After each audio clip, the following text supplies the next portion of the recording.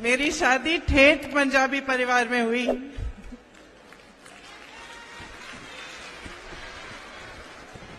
मेरे ससुर जी के माता पिता सियालकोट के थे और बंटवारे के समय मेरे ससुर जी को पीठ पे बांध के उनकी माता जी छुपा के यहां लाई और फिर यहां से उन्होंने अपना अपना कारोबार शुरू किया।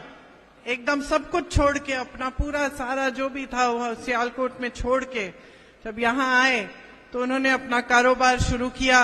मुरादाबाद में गए, पीतल का कारोबार शुरू किया। 5 भाई थे मेरे ससुर जी और उनके भाई, तो एकदम अच्छा बड़ा ठेठ पंजाबी परिवार था।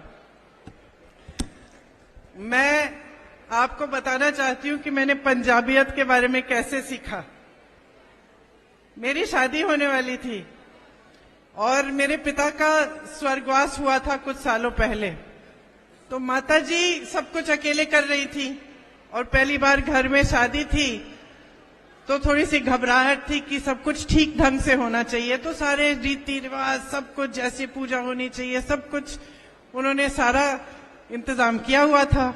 मेरी पंजाबी सहेलियां थी कॉलेज में, तो घर आई, ढोल लेके आई।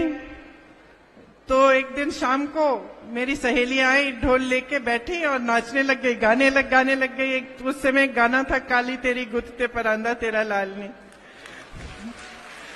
गाने लग गई, नाचने लग गई।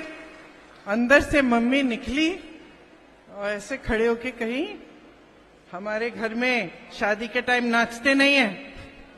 तो हम सब रोने लग गए और वहीं से मैंने सीखना शुरू किया कि पंजाबी जो संस्कृति वो कैसी होती है, क्या होती है। मेरा परिवार अलग था, बहुत स्ट्रिक्ट रूल्स होते थे। मेज पे भी जब हम खाने के लिए बैठते थे तो जब तक इंदिरा जी का परमिशन नहीं लेते थे तब तक हम बच्चे उठ नहीं पाते थे।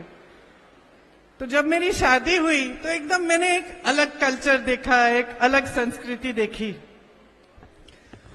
और मेरी सासू माँ भी पंजाबी नहीं थी, लेकिन उनकी शादी पंजाबी घर में हुई थी, तो उन्होंने सब कुछ अपनी सासू माँ से सीखा था। तो मुझे कोई फ्री एंट्री पास नहीं दिया उन्होंने, इजी एंट्री नहीं कराई मेरी।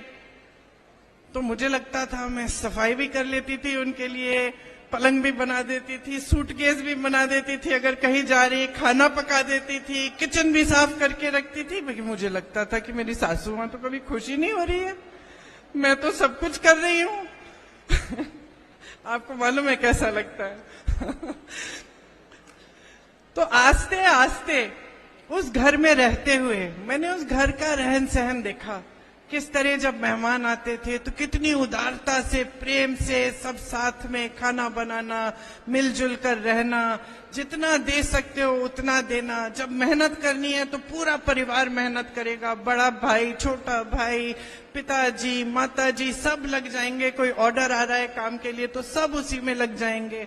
किस तरह से एकजुटता, जब मुसीबतें आई घर में, संकट हुआ तो एकजुटता, पूरा परिवार, जो शायद पहले थोड़ी किटपिट रहती थी लेकिन जब मुसीबत आई तो सारा परिवार एकजुट होकर खड़ा हो जाता था। मेरी सासू माँ ने बड़े संकट देखे, उनके 2 बच्चे बहुत कम उम्र में गुजर गए, एक 33 साल की बेटी, 36 साल का बेटा, लेकिन दृढ़ रही, खड़ी रही।